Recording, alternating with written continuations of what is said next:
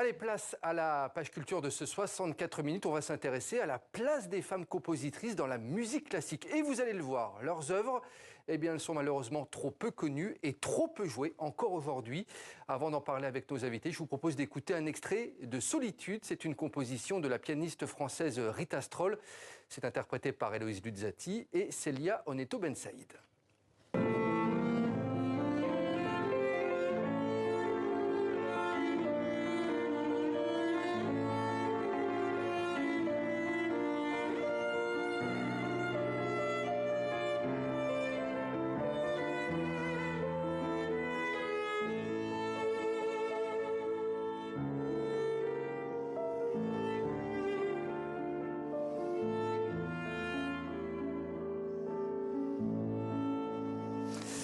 Et voilà les belles notes de la pianiste française Rita Stroll, interprétée par Héloïse Luzzati et Célia Oneto Bensaïd. On est justement en ligne avec Héloïse Luzzati actuellement. Héloïse Luzzati, vous êtes violoncelliste et fondatrice de l'association Elle Woman Composer. Je viens vous voir dans un petit instant.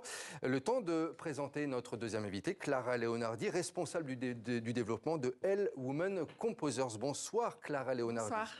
Alors, toutes les deux, vous avez créé une association, vous faites partie d'une association qui s'appelle Elle Woman Composer pour mettre en avant justement les œuvres de femmes injustement écartées du patrimoine musical. Et si j'ai voulu vous inviter aujourd'hui sur le plateau de 64 minutes, c'est parce que vous sortez une étude aux chiffres tout simplement éloquent. Clara Leonardi, moi j'en ai retenu un de chiffres dans cette étude.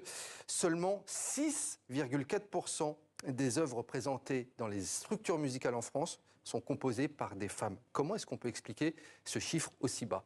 Il y a plusieurs facteurs qui expliquent ce chiffre.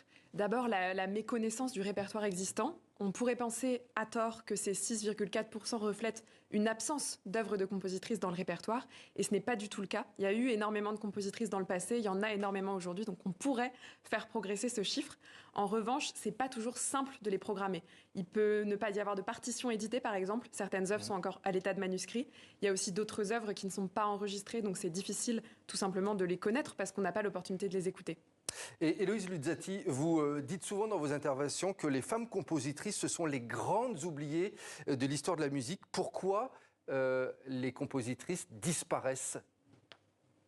Alors, pour plein de facteurs différents, mais on va en citer quelques-uns qu'on retrouve très régulièrement. D'abord, dans l'histoire de la musique, chaque génération de compositrices, on s'en rend compte en lisant des témoignages, des lettres, semble convaincue d'être la première génération de compositrices, et donc elles ne s'inscrivent pas dans une histoire de la musique. Et ça, c'est quelque chose qu'on retrouve dans d'autres domaines artistiques également. Après, beaucoup de compositrices du XXe siècle n'ont pas eu d'enfants, et l'absence de descendants est aussi un facteur, on va dire, qui ne favorise pas le fait de rester dans les mémoires et dans les programmations. Et enfin, j'en aurais plein d'autres à citer.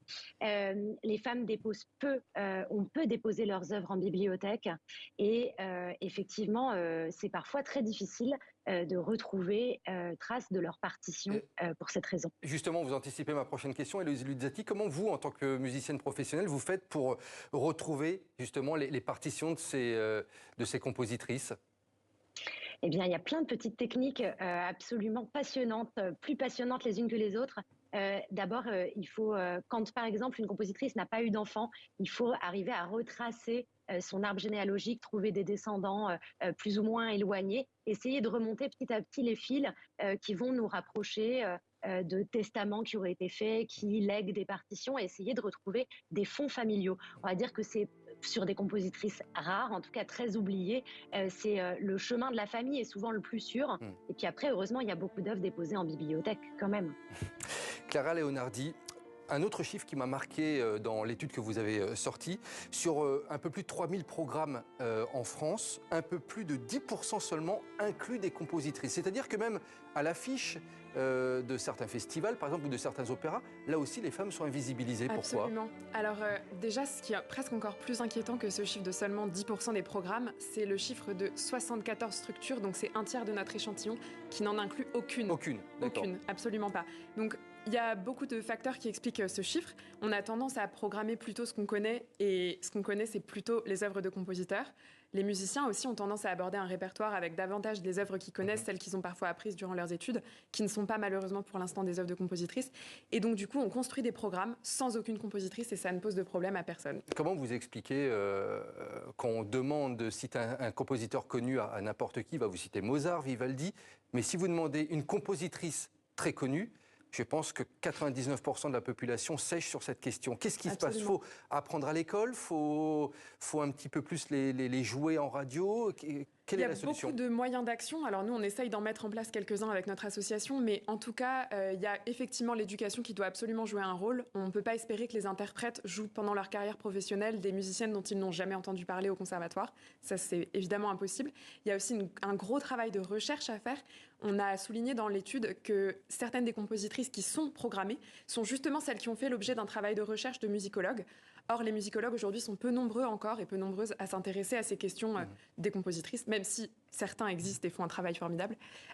Et donc, on a besoin aussi de ce travail de recherche-là pour connaître ce qui existe, tout simplement. Donc, de la recherche et de l'éducation, sans doute, c'est deux bonnes pistes. Héloïse Luzzati, c'est l'un des combats de votre carrière personnelle et de votre carrière professionnelle de justement mettre en avant et mettre en lumière ces compositrices. Pourquoi vous avez décidé de prendre ce combat à bras-le-corps, j'ai envie de dire? Je ne le vis pas comme un combat. Je nourris ma propre curiosité musicale et c'est vrai que j'ai envie de partager. Parce que découvrir plein de partitions et les garder pour soi-même, ça n'aurait aucun sens. Et puis, on va dire que de ce début de partage, et voilà, se sont construits énormément de projets différents. Mais non, je ne le vis pas comme un combat. Je le vis comme juste, je me dis que ça ajoute quelque chose. Et ça n'est que... Enfin, le combat peut être positif, mais voilà. Et Héloïse Luzzati, en quelques secondes, comment on pourrait faire désormais pour que cette histoire ne se répète pas à l'avenir? On a posé le constat, mais comment est-ce qu'on peut faire pour apprendre justement de cette histoire, de cette invisibilisation? En réhabilitant les compositrices du passé. Si moi, enfant, au conservatoire où j'ai grandi, je n'ai appris aucune œuvre de compositrice, je pense que plus il y aura dans les conservatoires, vous savez, il y a une salle Berlioz, une salle Mozart, et d'ailleurs ça se fait de plus en plus, on renomme les salles avec des noms de compositrices également. Voilà, plus elles vont reprendre une place, une juste place dans l'éducation, dans les salles de concert, au disque, mais tout ça est déjà en mouvement, bien heureusement. Plus il y a de chances que ça ne se reproduise pas pour les prochaines générations de compositrices. Et on espère effectivement qu'on va davantage en parler. D'ailleurs, j'insiste sur une chaîne YouTube que vous avez lancée qui s'appelle La Boîte à Pépites, qui justement parle de ces compositrices. Une chaîne YouTube qui est très, très, très bien faite. Et je vous invite vraiment tous à aller voir cette chaîne YouTube. Merci beaucoup, Héloïse Luzzati. Je sais justement que vous êtes actuellement en répétition pour présenter une œuvre justement de Rita Stroll. Et merci à vous, Clara Leonardi, Merci. toutes les deux. Je rappelle que vous faites partie de l'association Elle Women Composers. Merci à vous.